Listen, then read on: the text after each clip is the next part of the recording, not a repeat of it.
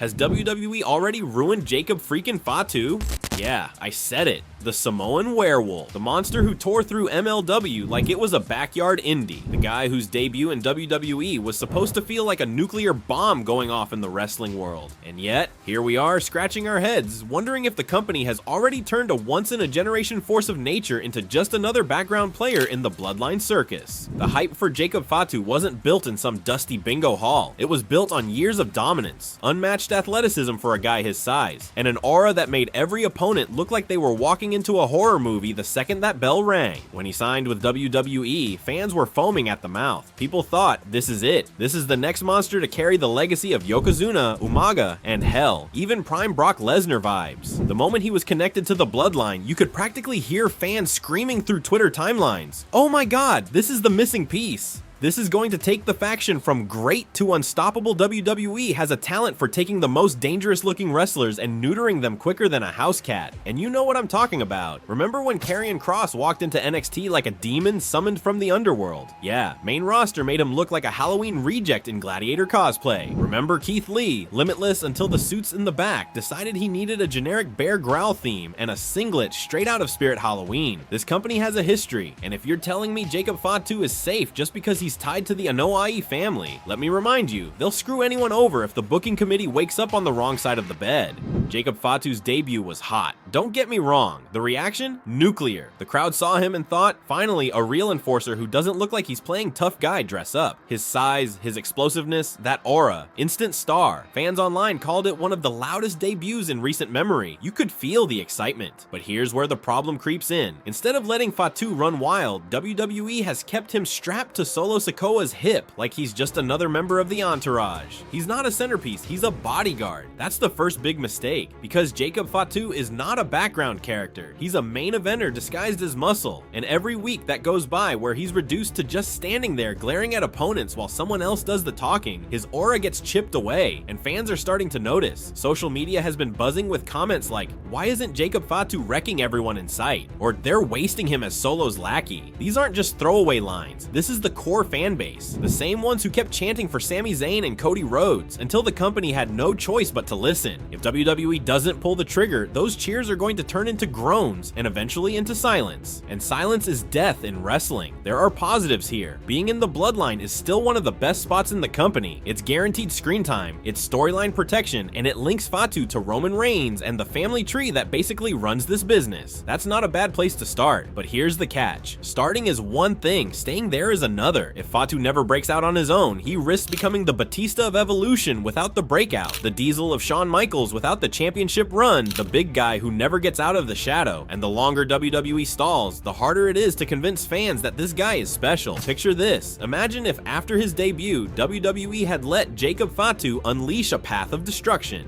Week after week, squashing opponents, pulling off those insane dives that make you question gravity, stacking bodies like it's nothing. Imagine him racking up highlight reels that go viral every Monday night. That's how you build a monster. Instead, we're seeing him as the muscle, and fans are right to ask, where's the danger? Where's the chaos? Where's the beast we were promised? And let's talk about WWE's booking philosophy for a second, because this is where the frustration boils over. WWE has this obsession with slow burns. Now, I love a good slow burn as much as the next fan, but there's a difference between letting a story simmer and letting it rot. With Jacob Fatu, the clock is ticking. The guy came in hot, and hype has an expiration date. You can't drag it out forever and expect the crowd to still care. By the time WWE decides to give him a big push, the aura might already be gone, and once that's gone, you can't get it back. Just ask Braun Strowman how quick Get These Hands went from nuclear to, oh yeah, that guy. Another thing to consider, Jacob Fatu is not your cookie-cutter WWE big man. He's not just power moves and grunts. He's a freak athlete. He moves like a cruiserweight trapped in a heavyweight's body. If WWE doesn't let him showcase that, then they're chopping off half of what makes him unique. Fans who know his MLW work are already side-eyeing WWE like, why aren't they letting him do what he does best? If you're only showing the world half the picture, then you're cheating both the wrestler and the audience. WWE is always walking this tightrope with the Bloodline storyline.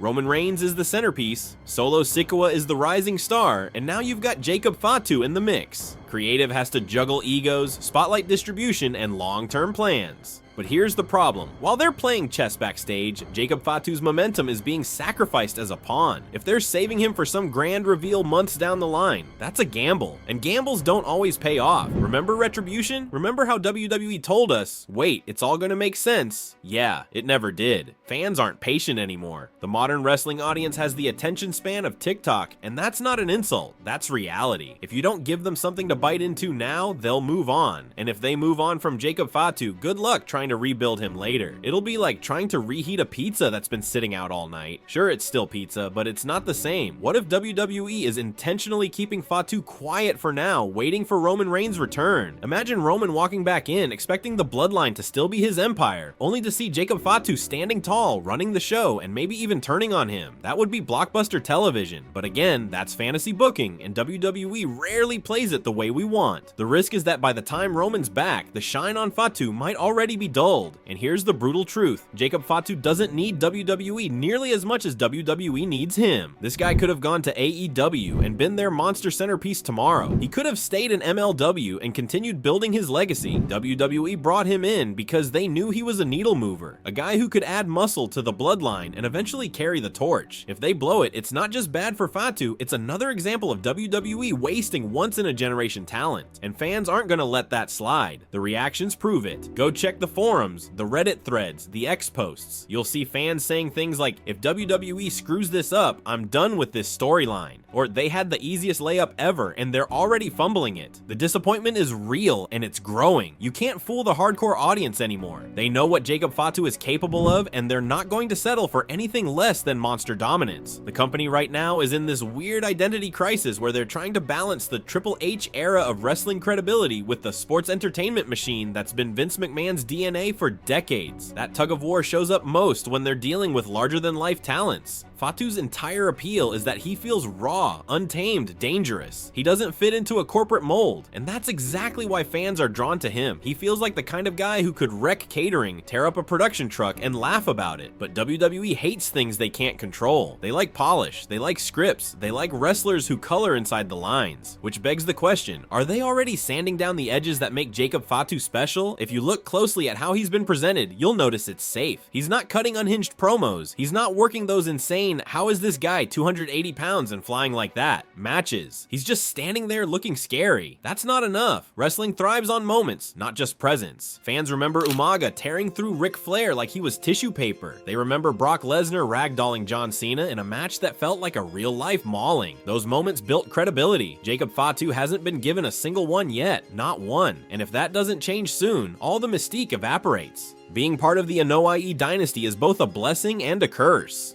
On the one hand, you've got instant credibility. Fans know the lineage, they respect the legacy, and they expect greatness. On the other hand, it means you're constantly compared to the legends who came before you. Roman Reigns reinvented himself into one of the greatest champions of all time. The Usos built their reputation with a decade of consistency, and then elevated themselves with the Bloodline saga. Solo Sikoa carved out a role as the stoic heir apparent. So where does that leave Jacob Fatu? If WWE doesn't give him his own lane, he risks being defined as Roman's cousin who stands behind Solo, and that's unacceptable. What's even more maddening is how simple the solution is. Fans don't need Fatu to reinvent the wheel, they just want him unleashed. Give him a showcase match where he bulldozes a top mid-carder, let him cut loose in a six-man tag and steal the spotlight with those death-defying dives.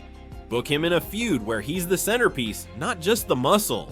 The audience isn't asking for a 3-year master plan, they're asking to see the guy they've heard about actually do what he's capable of. So, has WWE ruined Jacob Fatu already? The short answer, not completely, but they're damn close. The warning signs are there, the missed opportunities are piling up, and if they don't act fast, the Samoan werewolf is going to turn into just another dog on a leash. Now I want to hear from you. Do you think WWE is playing the long game and Jacob Fatu's big moment is still coming? Or do you think the damage is already done and the hype train has officially derailed?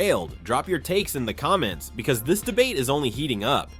And trust me, we'll be right here breaking it all down, calling out the nonsense and celebrating the rare times when WWE actually gets it right. Because at the end of the day, we're not just watching wrestling, we're living it. And if the suits in the back think they can bury Jacob Fatu's aura, they've got another thing coming. Because the fans are watching, the fans are talking, and the fans never forget.